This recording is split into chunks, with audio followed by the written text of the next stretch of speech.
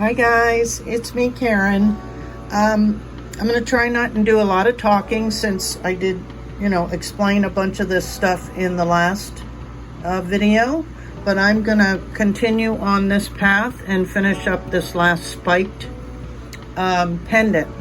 So I'm going to put some spikes over the stone on the bottom, and I'm going to try, as I might, to get spikes coming off the stone on these front sides. So wish me luck, and I'm not going to do a lot of talking, okay?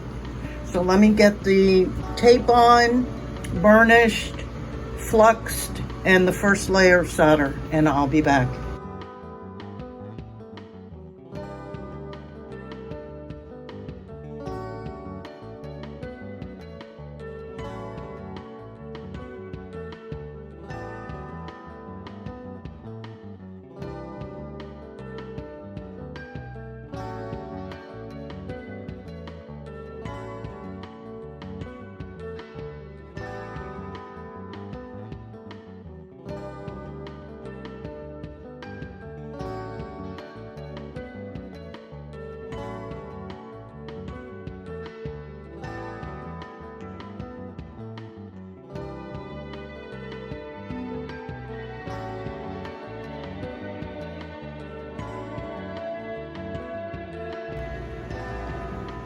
Okay, to do the spikes, it's rather easy, actually. Just think back to how often when you're trying to make a dot, you get a peak, right? So it just kind of organically happens. So I'm putting some flux on, cleaning my tip, getting kind of a, a small to medium size amount of solder. I'm going to start in the center here and just lay that down. Let me zoom in a little bit more.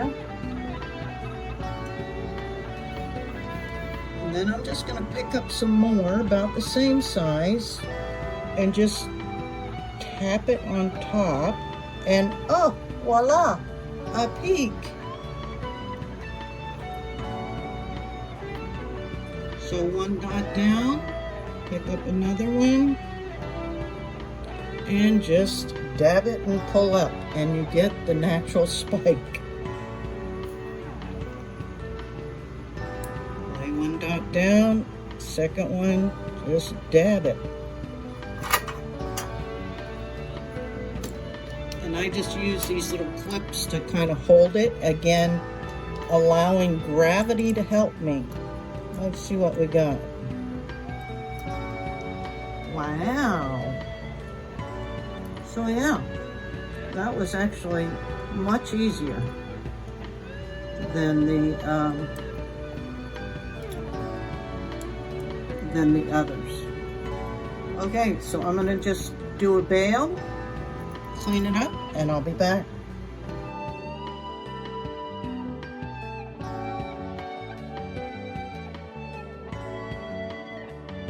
Okay, here is that wild and funky spiky Scolecite. And these are super sharp, so just to smooth it off a tad, I mean, you can see, that would definitely hurt you. Just top that off, just a little.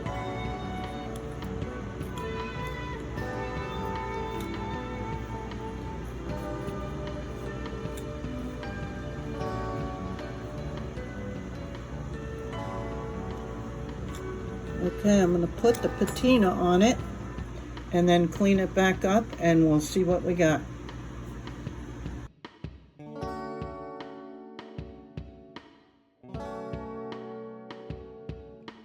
And here it is, guys. Wow, that looks wild, doesn't it? Wow. Pretty simple. Actually, it was simpler than dragging than doing the flat ones. These are a lot easier. One little tip I'll give you on doing the flat ones you know, we talked about if they stick up, like these are all laying pretty flat now, is you can take your burnishing tool. This is one of like a metal smithing burnishing tool or whatever.